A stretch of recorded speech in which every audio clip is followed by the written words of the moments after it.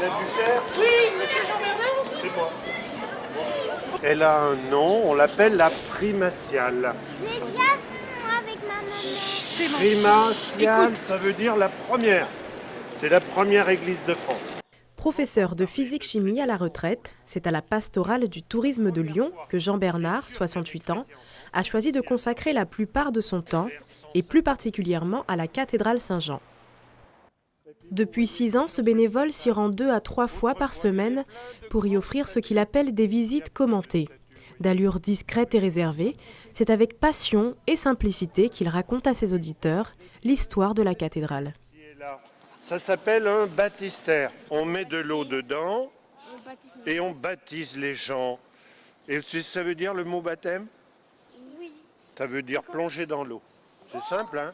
Quand on l'entend faire le commentaire, on voit qu'il est tout à fait à l'aise, qu'il connaît bien la cathédrale, et puis il est aussi tout à fait fiable sur le plan de l'aspect pastoral et de conduire ceux qui l'écoutent à découvrir plus que le monument historique.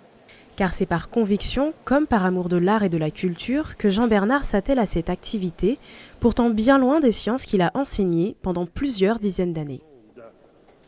Alors dans l'église, on allumait des chandelles pour la lumière. Ça donnait la chandeleur, le mot. Et puis vous faites des crêpes parce que la crêpe, ça ressemble à un soleil. L'attention est captivée, ce qui n'est pas toujours évident, et ces petits visiteurs retiendront l'essentiel de tous ces enseignements. Il faut s'adapter. Il faut leur montrer des choses qui les intéressent, comme les belles histoires qui sont racontées dans les vitraux. Moi, c'était les vitraux. Les vitraux ? Moi aussi, les vitraux. Les vitraux aussi. Ouais, Pourquoi ? bon, parce que ça explique aussi la vie de Jésus. Au cœur du Vieux-Lyon, l'édifice tout fraîchement rénové accueille 1,5 million de visiteurs par an. Et pour les accompagner, pas besoin d'un diplôme, Jean Bernard en est l'exemple.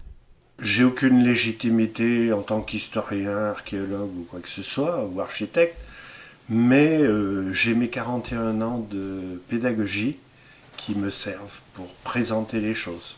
Voilà. Et bon, en général, les gens disent qu'ils sentent de la passion, effectivement, dans ce que je fais, parce que je trouve ça tellement beau que j'essaye de le faire passer. Le jour où on veut plus de moi, où je ne veux plus le faire, j'arrête. Voilà. Mais c'est pas le cas, hein. J'ai pas envie d'arrêter.